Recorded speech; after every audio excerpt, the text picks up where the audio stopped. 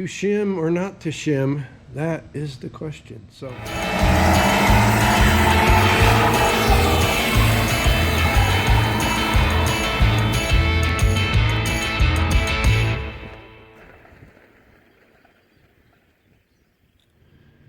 hey guys and gals, welcome back to the channel, and please join me in welcoming back to the shop Alex's 73 Malibu. If you haven't, go back up here and watch the previous video. This car was dead and I had to do some fuel pump stuff and a couple other little things to get it to where it was more reliable for this young man. He's in high school, goes to school with Jalen, runs some cross country and stuff. But anyway, now it won't start again. It's doing the Chevy small block, turn the key, horrendous grinding noise. I'm not going to make the noise for you because we don't want to do any more damage than what's already been done.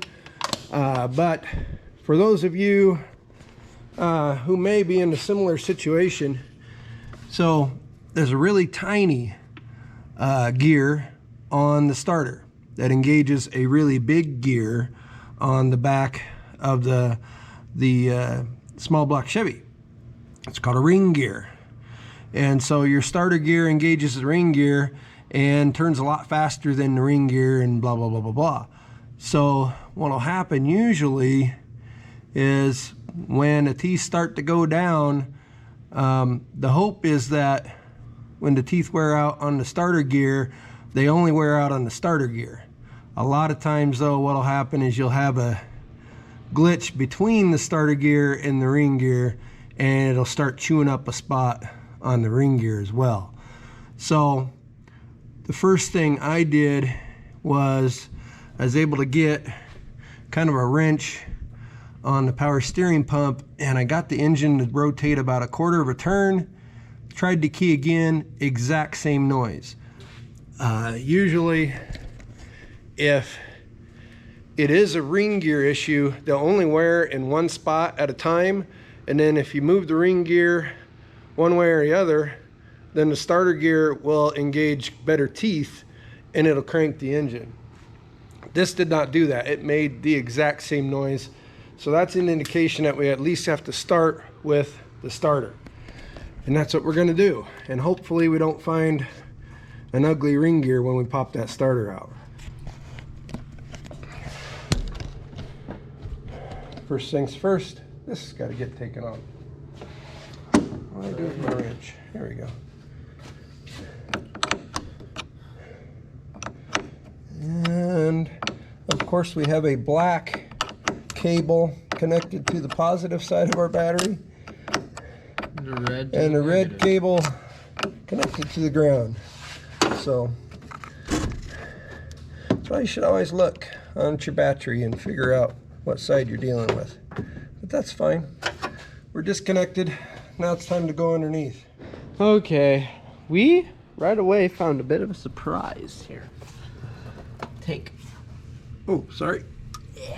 Yeah, so I forgot there is no torque converter cover on this trans, which is okay. So we come down here and we can actually see quite a bit of the ring gear. Looks pretty good mostly. How about the starter gear? Oh, yeah. Yeah, it broke about a half of the nose right off of the starter. So that's definitely our problem. Now we do have a little bit of wear in the ring gear here. But overall, as long as we get a good starter back in here, we should be just fine. So we're gonna drop this starter out, 2 9/16 bolts, and then a 5/16 or 8mm for the trigger wire, and usually a 1/2 inch on the main starter cable.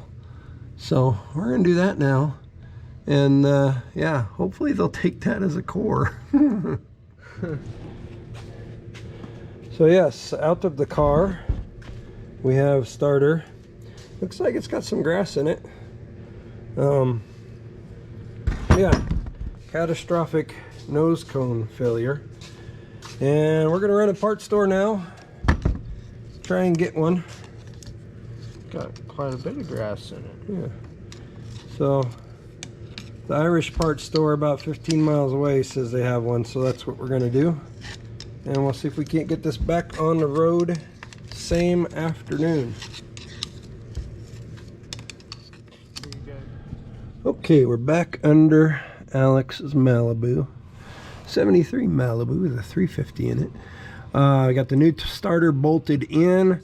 On these older GM jobs, whoops, I just dropped them. You may find a metal shim. Something looks like one of these in between the starter and the block, up where the starter bolts directly vertically into the block. Depending on tolerances, machine work, that kind of stuff, starter brand, whatever, you used to be able to have to shim these up or down to get the right mesh between these teeth. And if you didn't shim them right, you'd blow out starter noses like this one did, or you would tear up the ring gear if it was too loose. So since we don't have a torque converter cover on here, we're going to show you. It's real easy to see if you're in the ballpark or not. Take an 1/8 inch drill bit and you run it up just between your starter armature and the top of your flywheel teeth, and it should just about fit in there with just very little space to spare. If you can't fit your 1/8 inch drill bit in there, you're too tight. You have to add a shim and bring that starter down. If you have a whole bunch of extra space, you're too loose and you have to remove a shim. Luckily, we have no shims, and looks like we're just right. So we're gonna get out from under this thing and go try the key, and life should be pretty happy. Okay, starter's in. We threw a new alternator belt on it because it needed one, and we get them at our cost is really cheap. So Jalen's gonna give her a try here.